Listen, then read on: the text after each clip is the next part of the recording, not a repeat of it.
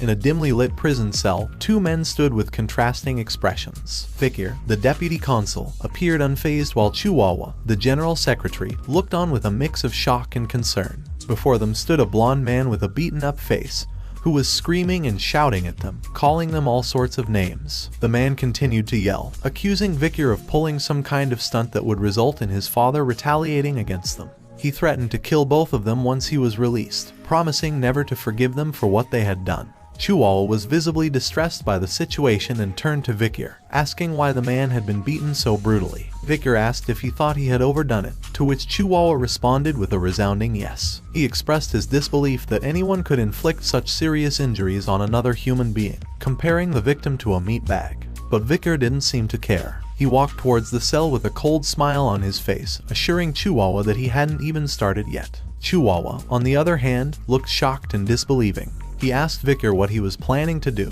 to which Victor replied that he was going to execute all the wicked civil servants who had mutated into a hideous organization. He claimed that he could tell from their arrogant expressions that they lacked proper education, and that they had even overlooked the authority of the Baskerville clan. Chihuahua still couldn't believe what he was hearing. He asked Victor if he was serious, to which Victor replied in the affirmative. The blonde guy and his companions were now begging for their lives, promising to give Victor everything they had if he spared them. Chihuahua then voiced his concern about the repercussions of Victor's actions. He asked him if he was aware that the families of the executed men would not just sit idly by. They were cowardly, yet daring, and they would use whatever methods possible to avenge their loved ones. Victor's confident smile remained as he reassured Chihuahua that there was no need to worry about the families of the executed men. He claimed that these corrupt officials were tied to the criminal organizations of Underdog City, and that their families would not be able to complain. Chihuahua, however, seemed to be concerned about the evidence against these officials, to which Victor replied that he had his ways of finding evidence. He thought to himself that if he couldn't find any evidence, he would make his own. Victor didn't seem to care about the events that would take place after this. He believed that the world was soon going to experience a sudden change, and he would most likely be dispatched into battle very soon. Even if that wasn't the case, he knew that he would have to leave this place once he enrolled at the academy. Victor stood in front of the prisoners, his eyes cold and unfeeling as he gazed at them. Victor listed out their crimes, his voice flat and monotone: human trafficking, kidnapping, bribery, blackmail, threatening, assault through a third party, and murder. The blonde guy immediately denied their involvement in any of those crimes and asked for evidence. However, Victor just smirked and asked if they would accept punishment if there was evidence. After hearing this, the blonde guy looked down, his guilt written all over his face. It was like he was saying, "I'll never cause damage to the family, even if I were to die here." Suddenly, a man appeared to be walking towards him, carrying a bag. The man had a bald head, called out to Victor. Victor turned around, not surprised to see the man there. The bald guy placed the bag in front of Victor and informed him that his custom order was ready. Victor expressed his gratitude for the timely delivery of his order, and the bald guy just chuckled in response. Victor opened the bag to reveal an assortment of tools, which he arranged carefully on a cloth. As Victor was setting up his tools, the bald guy suddenly spoke up, saying that he had never seen some of these tools before, despite having been torturing people for 30 years. He asked Victor how he had come up with such scary tools. Victor shrugged and replied that he didn't invent them himself. They were common where he came from. The bald guy was taken aback and asked if Victor had come from hell. Victor just chuckled and said that it was something like that. And then he asked the bald guy if he would like to learn it. The bald guy quickly declined, saying that he might vomit everything he had eaten if he saw Victor work with those tools. Victor just nodded and looked at his tools, lost in thought. He missed the days of the era of destruction when even the demon clan's prisoners of war would spit out everything during torture. By torturing the demon clan, the torturing methods had evolved significantly. Victor opened his coat and revealed his tools, causing the blonde guy to squeal in fear. Victor looked at the prisoners and asked where their expressions were from before when they had claimed they wouldn't admit to anything no matter what. He then tied the buttons on his wrist and said, "Please don't say anything. I want to cherish the memories of my past for once." The blonde guy couldn't hold back the flood of tears that streamed down his face. Rumors of the arrest of the 7 wicked gangs quickly spread throughout Underdog City. As long as there was a gathering of more than 3 citizens, that rumor continued to circulate. In a nearby tavern, patrons were discussing the incident. One of them expressed relief that the arrested gangs were the ones who treated civilians like pests. Another patron doubted that the new deputy consul would release them anytime soon, considering their history. A third person chimed in, noting that the 7 arrested individuals were the second generation of native families, and that the deputy consul would likely just embarrass them before releasing them. However, another individual added that the charges against the 7 suggested that they may be executed. This sparked a conversation about whether the children of native families would really be put to death. One person claimed that the new deputy consul had a reputation for being ruthless, citing the fact that he had burned a 10 billion gold with one stake. Despite this, another person thought that executing the 7 individuals would put the deputy consul in a difficult situation. The citizens of Underdog City had believed that the arrest of the 7 notorious gang leaders was just a political power play between the new politician and the native authorities. They had predicted that once the local powerhouses bent their wills, the situation would be over and the imprisoned gang members would be released unscathed. As expected, the Mont Blanc clan, Pure clan, Luovi clan, Channel clan, Ferragamu clan, Hermes clan, and the Pradar clan delivered an apology to the new deputy consul. But things didn't go as predicted. The 7 heads of the gang leaders were hung in the middle of the center square, preserved with salt and displaying expressions of agony as if they had experienced excruciating pain until their last breaths. The public notice above the heads explained the punishments they received prior to their executions in detail. The Baskerville family autonomy constitution was known for its strict laws and harsh punishments. The first clause was about the banning of illegal brothels. The penalty for this offense was a tattoo on the face of the criminal, with the symbol for sex being tattooed all over the face. The punishment was executed according to the governing law above. The second clause was about the banning of illegal gambling, and the penalty for this offense was wrist amputation. The punishment was carried out according to the law, with both wrists being amputated, taking into account the number of times the law was disobeyed. The criminal's wrists were amputated 72 times at regular intervals. The third clause was about the banning of illegal private loans, and the penalty for this offense was the removal of eyes. However, in consideration of the pleas of those who had been affected by these criminals, the punishment was not executed. The fourth and final clause was about the banning of illegal lobbying, and the penalty for this offense was exile. Since the criminals were already dead, their bodies, excluding their heads, were thrown outside the castle walls. The crowd was in shock as they read the notice and saw the scene in front of them. Vicar in his office explained that there was no reason to be surprised as the laws were already in place. However, this was the first time that the infamous native families would be serving the sentences. He believed that this would bring forth change and that once the destruction of either parties began, Underdog City would go through a bloodbath. Vicar turned to Chihuahua and warned him to brace himself, as he would join him in the next strategy. Chihuahua was surprised and clearly taken aback by Vicar's words. The scene changes and Chihuahua was standing in the same pose with a mask on his face. Chihuahua turned back and whispered to the occupant inside the cage, who was none other than the deputy consul, asking if this was really the right strategy. Vicar simply asked Chihuahua if he didn't trust him. As Chihuahua stood there, the place began to fill up with people. They all wore masks to conceal their identities, and slaves were also being transported, their hands bound in iron chains. Amidst the chaos, Chihuahua's thoughts turned to Vicar, who sat quietly in one of the slave cages. Chihuahua wondered if deputy consul being sold as a slave was a good strategy. Underdog City, located in the outskirts, was known for its unlawful events, and one such event was the slave auction. In the middle of nowhere, a huge tent was set up, and luxurious carriages started to gather around it. The products being sold were kidnapped barbarians, nobles, and commoners, all waiting to be auctioned off to the highest bidder. The Baskerville family was unaware of this unlawful event.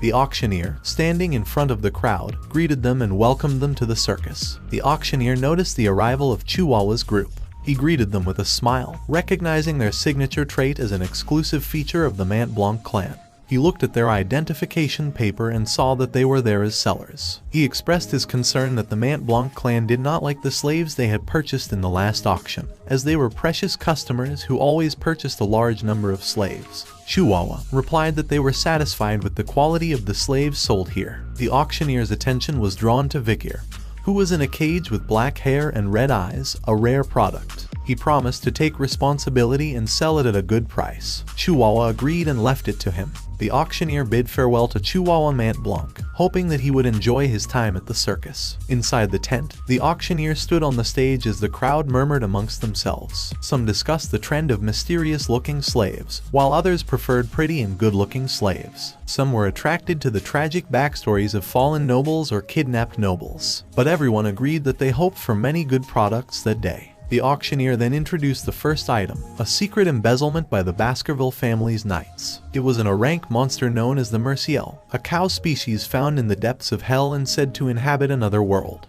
It was said to possess 19 hearts and keep attacking until all of them stop. The auctioneer listed its uses, from leather to meat, bones, and intestines, stating that nothing goes to waste. The bidding started at 100 million gold, and bidders quickly raised the price to 140 million.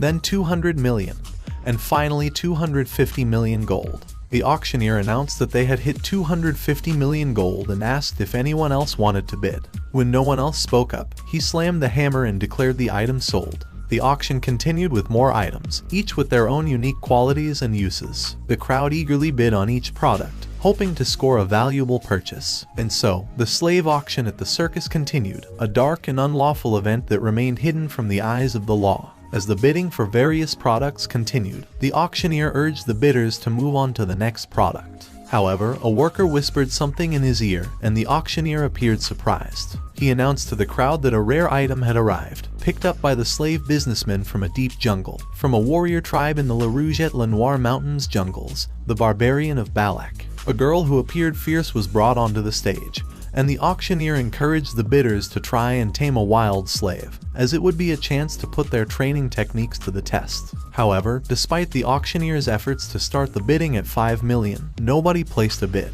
After some time, the auctioneer lowered the initial bidding price to 3 million, but still nobody placed a bid. Eventually, the auctioneer was forced to give up and offered the girl for just 1 million gold, but still nobody wanted to buy her. The crowd began to lose interest, and the auctioneer realized that the girl was not going to sell. He asked the guard to take her away and bring out the guaranteed products instead. Suddenly the girl tried to break free, but the guard knocked her unconscious with a punch to the stomach and took her backstage. The auctioneer then apologized for the minor incident and promised to bring out the best product of the day as compensation for the unsatisfactory auction. The best product of the day was none other than Vikir. The auctioneer introduced Vikir, describing him as a purebred boy with black hair and red eyes who only required minimal restraints. A lady in the crowd was clearly impressed by Vikir's beauty and physique and immediately placed a bid of 600 million. The auctioneer was surprised and amused by her eagerness to bid without even announcing the starting price. Another bidder, a man, placed a bid of 800 million, which angered the lady who questioned why a male would want to take Vikir. The man replied that it was none of her business and that he wanted to use Vikir as a gladiator. Suddenly, another bidder placed a bid of 900 million.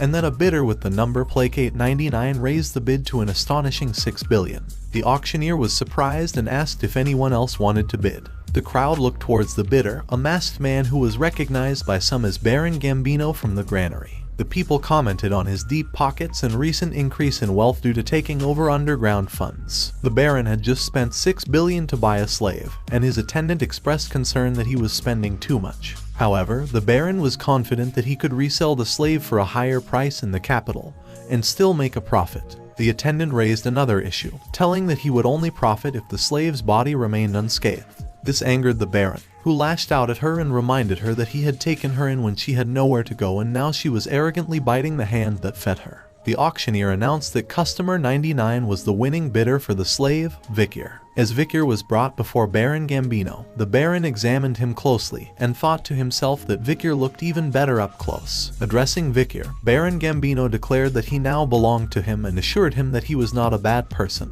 urging him not to be nervous. However, his next words and perverted expression left Vikir uncomfortable as the Baron spoke of the many ways he could play with him and how he was already looking forward to it. Suddenly, Vikir placed his hands in front of the Baron, who was puzzled and asked if he wanted him to undo his handcuffs. But before the Baron could react, Vikir broke the handcuffs with ease, stunning both the Baron and his attendant. Without hesitation, Vikir kicked the Baron, sending him flying down to the ground. Vikir then grabbed the Baron's back with his hand and proposed a game, which he named Spear and Shield. As he squeezed the Baron's back, Vicar explained that he would be the spear, and if the Baron, as the shield, could endure his attack, he would win. The Baron shouted in pain and called out to Cindy for help, but before she could move, the Baron had already lost consciousness. Vicar looked at the Baron and declared that he had fainted, meaning that he had won the game. He then took off the fake hair he was wearing, revealing his true identity as Vicar van Baskerville. Cindy Windy, the Baron's attendant, instantly recognized him and exclaimed his name. However, Vicar ignored her and instead turned to the Baron, asking if he was dead. The crowd was shocked to see Vicar there and started murmuring amongst themselves, wondering if Vicar was here then who was the underdog city's new deputy consul. Someone even questioned why a Baskerville hound was present here. Meanwhile, Chihuahua, who was among the crowd, thought to himself how the deputy consul had turned the situation into something big. Vicar then looked at the crowd and remarked that the circus was a suitable name for this place. His eyes and smile turned menacing as he warned everyone not to think they could leave in one piece. Vicar stood in the middle of the auction room, unarmed and surrounded by guards. The atmosphere was tense as everyone watched in worry, unsure of what would happen next. The auctioneer was clearly unhappy with the situation and shouted at the guards to just kill Vicar, not caring about his status as the deputy consul. The guards started attacking Vicar. However, before they could reach him, Beelzebub emerged from Vicar's hands and his sword reached them first and sliced through them with ease. The auctioneer was terrified by the red and horrific aura emanating from Vicar and realized that Vicar was no ordinary person. As one of the guards prepared to swing a metal ball attached to a chain towards Vicar, he quickly ran towards him and sliced through both the ball and the guard effortlessly. The auctioneer's thoughts were racing as he tried to make sense of what was happening. He couldn't believe that Vicar was a graduator, that too at such a young age. Graduators were the ultimate weapons that represented a nation's strength. He knew that they didn't stand a chance at winning if Vicar was their opponent. Suddenly, Chihuahua spoke up, revealing that he had never expected the deputy consul's swordsmanship skills to be so irregular. However, he was soon shocked by something he saw. As Vicar continued to fight, he suddenly heard a laugh coming from behind him. He turned around to see the auctioneer holding a knife to Chihuahua's throat. The auctioneer demanded that Vicar drop his weapon and surrender, threatening to kill Chihuahua if he didn't comply. Vicar remained calm and stood his ground, causing the auctioneer to become even more agitated. Chihuahua, whose throat was still being held by the knife, reassured Vicar that he was alright and urged him to look after himself. The auctioneer was angry at Chihuahua's words and tried to stop him from talking. But Chihuahua remained steadfast in his loyalty to his superior. Vicar laughed at Chihuahua's words, impressed by his dedication, and assured him that he had received a trump card from the patriarch Hugo. Vicar revealed a flute attached to his leg, causing the auctioneer to become confused and ask what he was planning to do with it. Chihuahua also saw the whistle and thought about its significance. Vicar, with the flute in his hand, stepped forward in front of the crowd. Without any warning, he put the flute in his mouth and blew it with all his might. The sound was so loud that it echoed throughout the entire room. The people in the crowd covered their ears with their hands and shouted in pain, trying to protect themselves from the deafening noise. When Vicar finished playing the flute, everyone looked at him in silence, trying to understand what had just happened. The auctioneer, who was in charge of the event, realized that everything was fine. He seemed to be relieved that nothing had happened and laughed it off as a scare tactic and said that even a graduator can't do anything here. However, the situation took a deadly turn as the auctioneer's throat was pierced by a sword from behind. And before the auctioneer could even realize what was happening, his head was sliced off. The killer stood there wearing a hood. As the hooded figure stood beside Chihuahua, Chihuahua watched the dead auctioneer in shock. One of the guards present tried to attack the hooded figure, asking who he was. But the hooded figure effortlessly flicked his sword and the attack was covered in a dense red aura, which shredded the guard into pieces. As the other guards watched in horror, Vicar had a smirk on his face, seemingly pleased with the chaos unfolding around him. Suddenly, more people wearing hoods appeared at the location, and there were a lot of them. Each of them emitted a powerful aura, and the cold look in their eyes could pierce someone's soul. One of the guards tried to guess who they were, but he could barely get the words out of his mouth due to fear. Another guard prayed, hoping that they weren't who he thought they were. Cindy Windy, who was present there, recognized the teeth symbol on their chests and identified them as the Empire's most brutal Night Order, known as the Annihilation Experts. All 100 knights from the order were graduators, and they were the Baskerville clan's Pitbull Night Order. Just then, one of the Pitbull Knights appeared behind Cindy, ready to draw his sword and cut her down. She was filled with fear, thinking that she couldn't die in a place like this. But suddenly, Vicar appeared in front of her and stopped the knight, commanding him to leave her alive. The knight backed off and knelt down, showing respect to Vikir. Vikir ordered the knight to rip the rest of them to shreds and kill them, but he told the knight not to kill those who were lying down obediently. However, if they moved even a little, he ordered the knight to kill them relentlessly. The knight disappeared, saying that he heard and obeyed. Vikir was relieved that he was able to take the pit bulls without any trouble, knowing that Hugo was very sensitive about military power. The chance to order the pitbull order was the reward that Vikir had asked for before leaving for Underdog City. The cries of people being cut down by the pitbull order could be heard throughout the area. One guy, lying on the ground in fear, thought to himself that he should just stay down and run away when things quietened down. However, a pitbull knight suddenly appeared in front of him, causing him to squeal in terror. He begged the knight, saying that he would obediently wear the cuffs. The pitbull knight responded by saying that they don't carry things like cuffs around. The guy was confused and asked what would happen to him then. Suddenly, the pitbull knight sliced off his legs, causing him to scream in pain. The knight coldly stated that those who were going to be executed didn't need their legs. A man with a cigar in his mouth stood beside Vikir. He was the commander of the Pitbull Knights, Bostontrier Le Baskerville. He asked Vikir how he felt about using the Pitbull Knights and if he was satisfied with their performance. Vikir replied that he was satisfied, and Bostontrier offered to help him with anything else he needed. Bostontrier took a good look at Vikir and thought to himself that he understood why brother Hugo was so interested in him. He was already fierce and cruel at the young age of 15. Bostontrier placed his hand on Vikir's head and invited him to come to the Pitbull Knights later, promising to raise him properly. Vikir hesitated and said he would think about it. As he started to leave, he mentioned an urgent matter that he needed to attend to. Bostontrier watched Vikir leave and couldn't help but feel ignored. He thought to himself that he wanted Vikir even more now. As Vikir left, he thought to himself that Bostontrier was burdensome. Vikir stepped into the dimly lit storeroom, his eyes scanning and searching for something as he muttered to himself. He was sure that what he was looking for was around here. As he looked around, his gaze fell upon a large safe in the corner of the room. He wondered if this was the safe where the noble's payment was stored. He thought about giving all this money to City Hall for taxation, but quickly pushed those thoughts aside, realizing that they weren't important at the moment. Turning away from the safe, he noticed a cage nearby that was covered with a cloth. His expression turned to one of determination as he muttered to himself that the reason he came to the storeroom wasn't for money but something else. With a sense of purpose, Vikir walked over to the cage and removed the cloth covering it, revealing a battered and bruised girl lying inside crying out in pain, as tears silently streamed down her cheeks.